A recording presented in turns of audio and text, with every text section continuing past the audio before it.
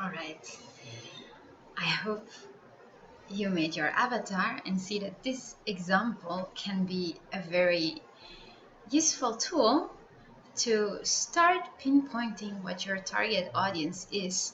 And why do we do this exercise? Because you pick out one specific customer and you do your marketing or when you write your website or when you make your offer, you have to make it personal because it has to affect the other person's emotions. When I read about your hotel, for example, I want to imagine myself walking there, like grabbing the pillow at night and going to sleep, all that type of stuff. But it's only possible if you make it as specific as possible for me. And that's why this exercise is so valuable. All right, we're going to continue.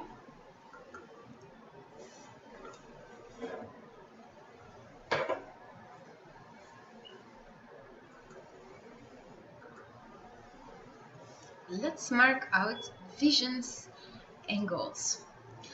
It's important to clearly define your goals. If you don't define them, they just stay very vague, and with vagueness we cannot do much.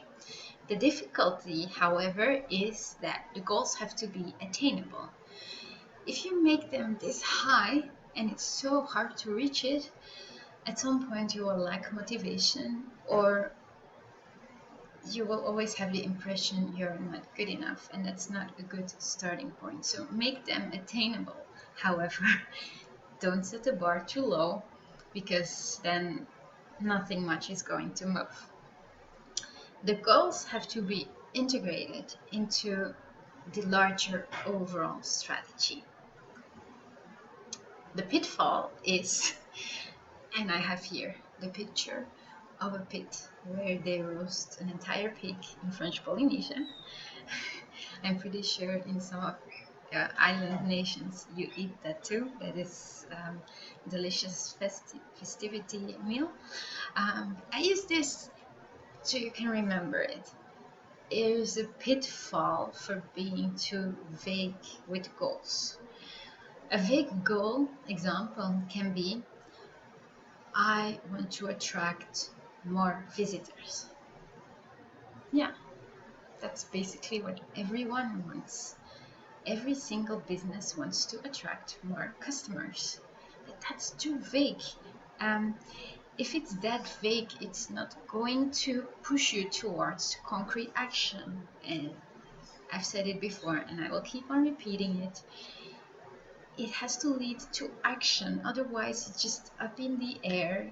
It's just an academic exercise, and it really serves no real purpose. So don't be too vague and think about the pit. An option can be, or a solution, use SMART goals. And SMART is an anagram for specific. Make it specific, measurable. Measure it in time, in place, in amount. Measure it. Acceptable. So it has to be ethical, and it also has to be like with respect to the other service providers or the competitors and the practices and norms and values of your island. Also, make the goal realistic. Like if your goal is to attract only billionaires, that can be realistic for some spots, but for most service providers, it is not realistic. However, you don't have to lower your standards if you don't want that, but just know that don't make it so outlandish that you will never be able to attain it. Just remember that. And time specific, almost all goals have a certain time frame in business. I'm not talking about life goals. If your life goal is just to live a very fulfilling and happy life, well, you have the entire timeline of your life. But we're talking about business here. In business, you have to be time specific because you have your recurring accounts, you have your recurring expenses and all those things, well, in your business, there is a time frame to that. Specific, focus on one issue. I know there are many issues out there, but just try to focus this one on one issue. Measurable, the evaluation. Was your action successful? Because you always have to do the evaluation afterwards to see if there was an impact created and if you had the relevant results, because sometimes one can have results but they're not relevant, so make it measurable. Acceptable is the target accepts the proposition, so your customer will accept, because you can make the most beautiful hotel in the world, but if ultimately no one is booking and no one is staying, then nothing is going to happen, nothing is going to move there. So your target, the customer, has to accept your good or your service that you are providing. Realistic is feasible. Set a bar at the right height and time specific, limited in time, because that will allow evaluation. There are always hard choices to make. Hard choices in the year planning, in your budget, and in the human resources. You don't have an endless amount of budget, you don't have an endless amount of time, and you don't have an endless amount of resources. But fortunately, if you make the good hard choices, you can pinpoint the most important parts for you and go from there. We want to provoke a reaction. I took this example. This is a walking rooster in the airport in Moria. That rooster was provoking a reaction, and I want you to remember, you need to provoke a reaction. You cannot acquire visitors without call to action. If you're what you're offering or so, no, they have to become wildly enthusiastic. And for having wildly enthusiastic potential customers or actual customers, you need to be wildly enthusiastic about what you're offering, about what you're selling, about what you're doing. You have to genuinely like what you're offering. And this brings me to a call to action. You have to incite the customer to buy from you. They need to have FOMO, fear of missing out, if they don't buy your product or your service. They must feel like, oh, if I'm not staying here, or if I'm not booking this, or if I'm not eating this meal, then I will regret it for the rest of my life. So you need to incite a bit of fear of missing out, FOMO. And the call to action will be an exercise such as in relationship building. And I give the analogy of a romantic relationship because that's easy to remember. There's always a first attraction, but it cannot stop there. There has to be a smooth seduction period, and then you're going to build a bond. So use that analogy, attract, seduce, and then establish a bond, with a rope, bring them in, bring the customers in. You do that with your call to action. Yes, I'm very visual, but that helps to remember. Reach your target audience. Choose your medium wisely. Your communication channels, budget, your geographic distribution, and the impact of your medium. What are the acquisition techniques? You have an integrated approach, a consumer psychology, and CRM, customer relationship management, the call to action, and an evaluation. What is the integrated approach? It means there are very much a lot of tools available out there that you can integrate. You can have email marketing, that when people go to your website, they can click and say, yes, I want to have your newsletter, because through newsletters you can slowly build a connection over time. You can repurpose content you make for your website can be repurposed in social media, or for example reviews that you get, you can repost them on social media or on your website, and beautiful photos that people make of your premises or of the activity you are proposing, of the food you are making. You can also repurpose it and integrate it. Also, the bonds you have, for example, with travel providers such as tourism agencies or booking websites, etc. You can all integrate that into one approach. There is a lot of consumer psychology that comes with this, and with that I mean storytelling. Try to build a compelling story.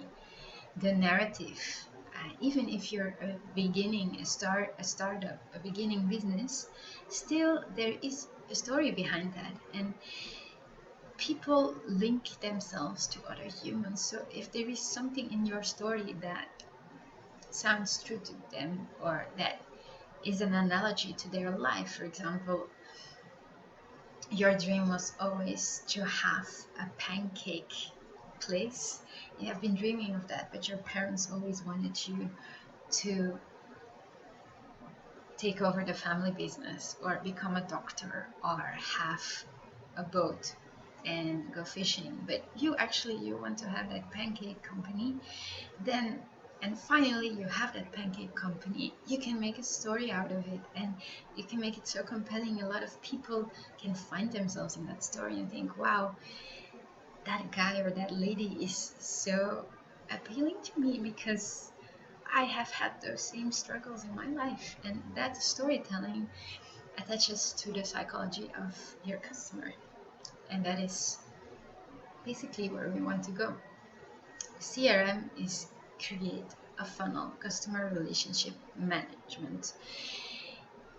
I'm going to give you an example with creating a funnel. It means that when people, for example, go to your website, it has to be very clear that if they click on that button to subscribe to your newsletter, or they want to contact you, so it's a contact button, that they don't have to click through 3 other pages, but that you make it as simple as possible, and that in that funnel they don't lose track of it and then they just click away your website because they think, oh, this is too complicated, or I don't see oversight here.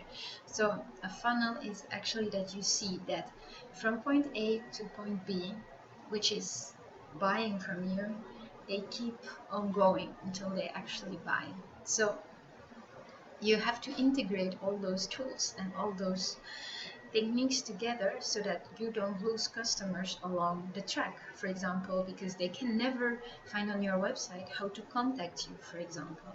It happens on websites that you want to send a message to a specific bed and breakfast, but it's nowhere to be found how to contact them besides email. For example, I want to call, or I want to send a direct message, or I just want to find their Instagram handle to send them a private message, or to follow them for a while to see what do they have to offer. So you have to create a funnel.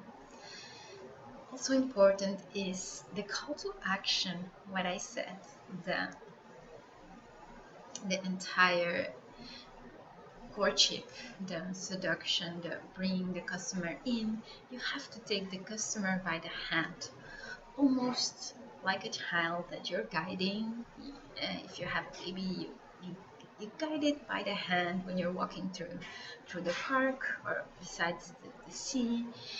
Do it with your customer as well. Make it as easy as possible for your customer, and don't assume that they know what to do, because sometimes you lose them along the way, but without being pushy and obnoxious. I'm all about nuance and about balance, and that's a very important feature. And then after this, you're going to do an evaluation. You're going to calculate your chances of acquiring the customer. Reverse engineering is a technique that you can do. Reverse engineering is that you think about, where do I want to go? This is my end goal. And from the end goal, you're going to reverse engineer what steps you have to take to get there. For example, I want to become a millionaire. Well, you're not going to go from one day to another day to become a millionaire. So you have to break down the steps that came before that. Do the reverse engineering. How did you scale or level up to get to that point? Then what you measure is what you know. How many inquiries, for example, potential customers or booking agencies that contact you, how many of them actually buy from you? Same thing with a restaurant. If there are many visitors that come in and ask to see your menu, or they step outside and they look at the menu that is outside, you should start tracking down how many of those come actually in and order the food. What you measure is what you know, and what you know, if you attach an action to that, so knowing plus action equals to increase. So what you measure is what you increase. Creation. In the customer acquisition, you're going to create a concept. You're going to add content to that. Content is the body of the entire message. It has to be compelling, it has to be relevant, it has to be something that appeals to a need. Then you have the language and the design. And with the design, I want to say meaning and functionality over fancy schmancy. Fancy schmancy is something completely invented, but it means, look at this photo. It's something in Morea in French Polynesia. They were selling hot Tahitian chestnuts, and this was the sign. The sign was just a cardboard, but they had put on these lush fruits on there, and it looked just so good that I was so intrigued with Mape Chaud hot chestnut. I was so intrigued, and I just bought it and I enjoyed it. What do I mean? The lady could easily have spent a lot of money on a very fancy schmancy sign, but that was not really needed for what she was selling. So it's a good thing to really focus on the body of it, the concept, the content, the language. And here the content for the lady was just a very good product, a very tasty, delicious, warm chestnut. Content, concept, language, and then design. And go for functionality and then design, because of course the eye always likes nice stuff, so that's something you can add. And some applications. You can have some one-on-one customer acquisition.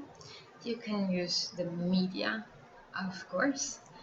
Fairs, maybe not that easy nowadays with COVID, but I'm going to mention because we hope that one day this entire situation is going to go back to normal in the world. And a creative approach. One-on-one, for example, direct mail. If a customer of a travel agency directly contacts you through call or mail or private message, you're going to reply to that. You're going to respond in a way that reflects the customer experience you want them to have. With media, I mean social media, website, blog, ads, but maybe feature in magazines, or it can also be pretty basic. You don't need to spend tons of things on that. You can start organically as well. Just make sure that the information that is out there from you as a good service provider is to the point and is reflecting the message that you want to send out to the world. Fairs were always an important part in tourism. Most likely it's going to be your Ministry of Tourism that does that, but sometimes some companies or service providers do that as well. I mention it here just to be complete. It means that you have to have a proper preparation to get the most out of a fair, and the fair needs to be relevant for what you are offering. If you focus on proper preparation and relevance, you will get tons of new leads and of new information and of really actual business out of the fairs. And then the creative approach, always very welcome to think out of the box. Conclusion. Acquisition is a thorough process. You need a long-term vision. There's an integrated approach where you're going to add all the bits and pieces that I mentioned before to come up with a coherent and relevant strategy. It is customer-centered. It's not centered on you as a goods or service provider, but at what you have to offer for them. Customer-centered. And the unique selling proposition. What makes what you offer so compelling? And do the reverse engineering. So this was the second half of this module of customer acquisition. I hope you enjoyed it, and then the next module will be about case studies, because we always learn and remember best through case studies. But I suggest you to now take a break and let this thoroughly sink in.